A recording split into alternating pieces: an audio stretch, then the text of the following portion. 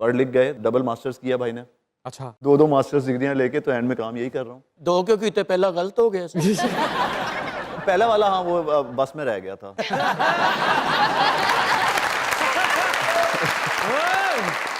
अरे अस्सलाम वालेकुम अस्सलाम।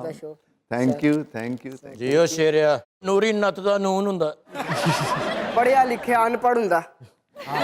ਓਏ ਆ ਗਿਆ ਏ ਮੇਰੀ ਕੁਆੜੀ ਤੇ ਆ ਦਸਤਿਆ। ਵੇ ਮੋਟੇ ਬਸਤਿਆ, ਮੈਂ ਤੈਨੂੰ ਕੁਛ ਨਹੀਂ ਕਹਿਣਾ, ਸਿਰਫ ਅੱਧਾ ਗਲਾਸ ਠੰਡੇ ਪਾਣੀ ਦਾ ਤੇਰੇ ਤੇ ਸੁੱਟਾ। ਮੈਨੂੰ ਨੂਰੀ ਦੇ ਦੁਸ਼ਮਣਾਂ ਨੇ 50,000 ਰੁਪਇਆ ਦਿੱਤਾ ਹੀ। ਕਾਹਦਾ? ਕਹਿੰਦਾ ਇਹਦੀ ਰਜ਼ਾਈ 'ਚ ਪੱਖਾ ਲਾ ਦੇ।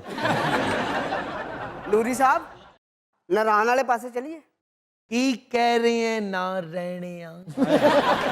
ਵੇ ਮੈਂ ਇਹ ਕਹਿ ਰਿਹਾ, ਮਰੀ ਨਾਰਾਨ ਕਗਾਨ ਚਲੀਏ। ਵੇ ਜੂਨ ਜੋਗਿਆ।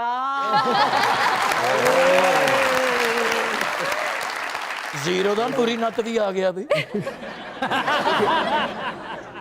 ਜਿਓ ਸ਼ੇਰਿਆ, ਜਿਓ ਸਖਾਵਤ ਸਾਹਿਬ। 0 ਜਮਾ 0 ਹੁੰਦਾ। ਜਿਓ ਸਖਾਵਤ ਸਾਹਿਬ, ਲੋਹੇ ਦਾ ਪੈਰਾਸ਼ੂਟ ਹੁੰਦਾ। ਡਮ। ਲੋਹੇ ਦਾ ਪੈਰਾਸ਼ੂਟ। ਬੜਾ ਵੱਡਾ ਐਥਲੀਟ ਸੀ ਸ਼ੇਰਾ। ਦੌੜ ਦੌੜ ਕੇ ਛੋਟਾ ਜਿਹਾ ਰਹਿ। ਜਿਓ ਸ਼ੇਰਿਆ, ਪੁੱਲ ਤੋੜਨ ਵਾਲੀ ਛੈਣੀ ਹੁੰਦੀ। ਰਕਸ਼ਾ ਵਾਲੇ ਕੋਲ ਮਾਰ ਖਾ ਲਈ। ਉਹਨੇ ਸਿਲੰਡਰ ਰੱਖਿਆ, ਉਹਨੂੰ ਕਹਿੰਦੇ ਭਾਜੀ ਰੋਟੀ ਆਂਡੀ ਵਿੱਚ ਹੀ ਕਰ ਦਿਓ।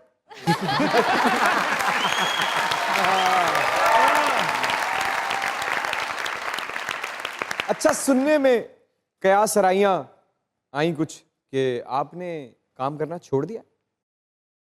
नहीं, मैं तो एक एक्टर हूँ और एक्टर एक्टिंग ही करेगा, उसके अलावा तो कुछ कर नहीं सकते हम।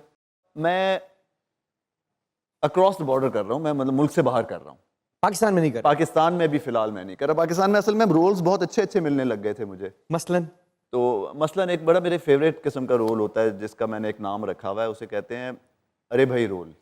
अरे भाई रोल। तो वो बहुत सारे अरे भाई रोल्स आना शुरू हो गए मेरी तरफ। अरे भाई रोल आपने तो खैर अभी नहीं किए होंगे, आपको 10-15 साल लगेंगे वो रोल्स करने में। वो होते हैं, अरे भाई मेरा चश्मा कहाँ है?